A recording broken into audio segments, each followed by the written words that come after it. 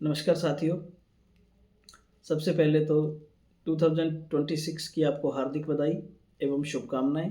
नव वर्ष आपके लिए समृद्धि, संपन्नता एवं खुशहाली लेके आए। आज मैं आपके साथ 2025 में कुछ ऐसे प्रोपेगेंडा की बात करने जा रहा हूँ जो या तो क्रिएट किए गए या बहुत हाईलाइट हुए। सबसे पहला जो हमारे पास प्रोपेगेंडा है, जो नाउअडेज बहुत हाईलाइट हो रहा है, हम उसके बारे में पढ़ भी रहे हैं और देख भी रहे हैं, that is the AQI। Basically जिन लोगों पे AQI सुधारने की जिम्मेवारी है वो एक्चुअल में जानते ही नहीं है कि इस चीज़ को किस प्लेटफॉर्म पे या किन किन चीज़ों के द्वारा कंट्रोल किया जा सकता है।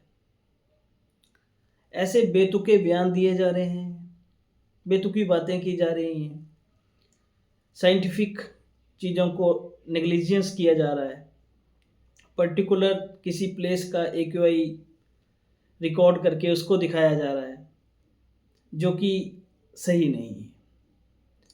जैसा कि हम रिसेंट एग्जांपल में देखें तो एक CM AQI को टेम्परेचर बता रहे हैं। अब बताइए वो क्या AQI सही करेंगे जिनको AQI के बारे में पता ही नहीं, जिनको पोल्यूशन के बारे में पता ही नहीं।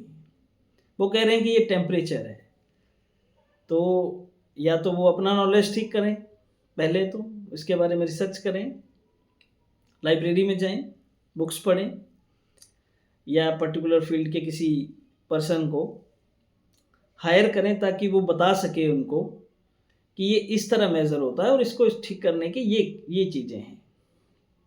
ऐसा नहीं है कि जो कंट्रीज़ पॉपुलेटेड हैं या इंडस्ट्रियलाइज्ड हैं या डेवलप्ड हैं उनमें सब में AQI खराब है। जापान में देखिए आप, जर्मनी में देखिए आप, ये बहुत पहले इंडस्ट्रियलाइजेशंस को एक्वायर कर चुके हैं और इनकी पॉपुलेशन भी ठीक ठाक है। फ्रांस को देखिए, लेकिन इनका AQI बिल्कुल ठीक है। तो ये सरकार की जिम्मेदारी बनती है कि किस प्रकार इस चीज़ को सही किया जाए और सही रखा जाए। तो मेरी गुजारिश रहेगी सब स्टेट सरकारों से भी और केंद्रीय सरकार से भी कि इसको लिए कुछ साइंटिफिक कमेटी या साइंटिफिक पर्सन्स को अपॉइंट किया जाए जो इसके बारे में समझ रखते हों, जो एनवायरनमेंट के बारे में, इकोसिस्टम्स के बारे में जानते हों। सेकंड थिंग जो सबसे बड़ा प्रोपेगेंडा हाईलाइट हुआ वो है इलेक्शंस। इलेक्शंस में आप लोगों ने देखा ही किस तरह पैसे बांट के इलेक्शन को जीता गया। अब इससे होगा क्या? इससे ये होगा कि हर कोई पार्टी वो ये सोचेगी कि हम भी पैसे बांट देंगे तो हम जीत जाएंगे। जनरली इलेक्शन जीतने के बाद जनता से किए हुए वादों को कंप्लीट करना या उसको पूरा करना वो मैटर करता है। आप इलेक्शन जीत जाओ किसी भी टिकड़म को लगा के, तो वो अपने आप को जस्टिफाई नहीं कर सकते। आप जब तक काम नहीं करेंगे जनता के लिए, जनता के बीच में नहीं जाएंगे, आप एक प्रोपोगंडा को क्रिएट करेंगे कि हम ये सब चीज़ें कर रहे हैं और उनको लालच देंगे, ब्राइब देंगे, ताकि वो एक लालच में आके आपको वोट करें और आप इलेक्शन जीत जाओ।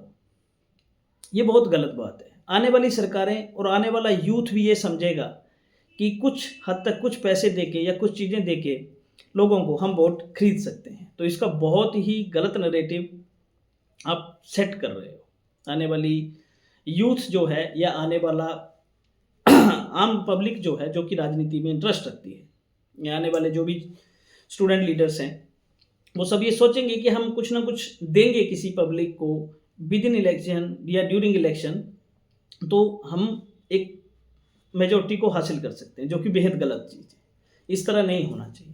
इलेक्शन कमीशन को जिम्मेदारी लेनी चाहिए और इन सब चीज़ों को रिमूव करना चाहिए ताकि एक फेयर इलेक्शन हो सके और बिना डर के माहौल के, बिना लालच के, बिना किसी चीज़ के लिए हुए लोग वोट करें और वो वोट लोकतंत्र की मजबूती के लिए हो। एंड एक और जो प्रोपोगंडा है वो भी बहुत हाईलाइट इस टाइम हुआ है या उसको क्रिएट किया जा रहा है, जैसे सबसे इग्नोरिंग ओपोजिशन। ये सारे जो प्रोपोगंडास हैं ये मैं 2025 जो लास्ट ईयर गया इसके डिस्कस कर रहा हूँ। तो इग्नोरिंग ओपोजिशंस पहले भी थी, ऐसा नहीं है कि एक पर्टिकुलर सरकार के आने के बाद ही ऐसा हुआ। प्रीवियस ईयर्स में भी आपको देखने को मिलेगा, लेकिन इस लेवल पे नहीं था, इस लेवल पे नहीं था जिस लेवल पे अब आ गया है। ओपोजिशन को उसकी छवि को खराब किया जा रहा है, उनके लीडर्स की इमेज को डेमोलिश किया जा रहा है, उनके ऐसी क्वेश्चनिंग की जा रही है जर्नलिस्ट के द्वारा या मीडिया के द्वारा जो बिल्कुल नॉन रिलेवेंट चीज़ें हैं, जिसका जवाब सरकार को देना है, जो पावर में है, जो सत्ता में है। वो क्वेश्चंस हम लोग क्या कर रहे हैं, विपक्ष से किए जा रहे हैं। ये बेहद गलत बात है। और जो सरकार है, जो मौजूदा पावर में सरकार है, सत्ता में सरकार है, वो ओपोजिशन को सीरियस ही नहीं ले रही। ये बहुत बेहद बड़ी गलती है, क्योंकि ओपोजिशन है तो आम पब्लिक की बात वहां तक पहुंच रही है। सरकार ने तो आपको पता ही है ऐसे नॉन रेलिवेंट मुद्दों पे बहस करवा दी गई संसद में जिनका कोई लेना देना ही नहीं है आम पब्लिक से। वंदे मातरम पे बहस करवा दी गई जिसका कोई लेना देना नहीं है।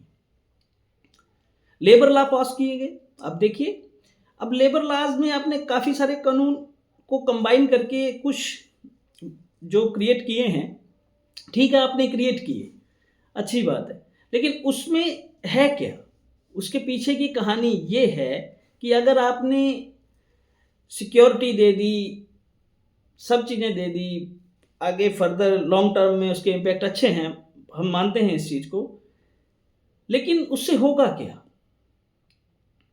इंस्टेंट इनकम आदमी की कम रहेगी और जनरली बहुत कम कमाने वाले लोग हैं जिनकी सैलरीज बहुत कम है। गिग वर्कर्स को देखिए, रिसेंट में उन्होंने हड़ताल की हुई है, उनको कोई श्योरिटी नहीं दी गई। बातें करती हैं कंपनियां लेकिन देती नहीं है। तो आपको इस तरह का भी कुछ कानून बनाना चाहिए कि हर किसी आदमी की ईयरली इनकम बढ़े, चाहे कुछ बढ़े लेकिन उसका कुछ ना कुछ परसेंटेज उसका ईयरली इंक्रीज करे, ताकि उसको लॉन्ग टर्म पे भी इफेक्ट हो और लॉन्ग टर्म में भी फायदा हो उस चीज़ का। आप किसी एक या दो तीन पॉइंट को लेके कानून फ्रेम कर देंगे तो उसका मतलब ये नहीं हो जाता कि आपने बहुत अच्छा कानून बनाया। आपको कानून से डिस्कस करना चाहिए और लेबर ऑर्गेनाइजेशन से डिस्कस करना चाहिए। अगर ये इतने अच्छे थे तो लेबर ऑर्गेनाइजेशन धरने पे क्यों है? उनसे बात करनी चाहिए आपको, उनके लीडर से, जो लेबर ऑर्गेनाइजेशंस हैं, काफ़ी पुरानी ऑर्गेनाइजेशंस हैं, उनसे बात करनी चाहिए, उनके लीडर से बात करनी चाहिए, तब आपको ये चीज़ें फ्रेम करनी चाहिए। सो ये कुछ प्रोपोगंडास थे 2025 के जो मैंने आपसे डिस्कस किए। नेक्स्ट हम नए साल में कुछ क्रिएटिव वीडियोस या कुछ इन्फॉर्मेटिव वीडियोस आपके लिए लेके आएंगे, तो जुड़े रहिए हमारे साथ। प्लीज़ लाइक, सब्सक्राइब और शेयर करें मेरा channel voice and views, and press the bell icon so that आप अपडेट रहें नई वीडियोस के साथ। धन्यवाद।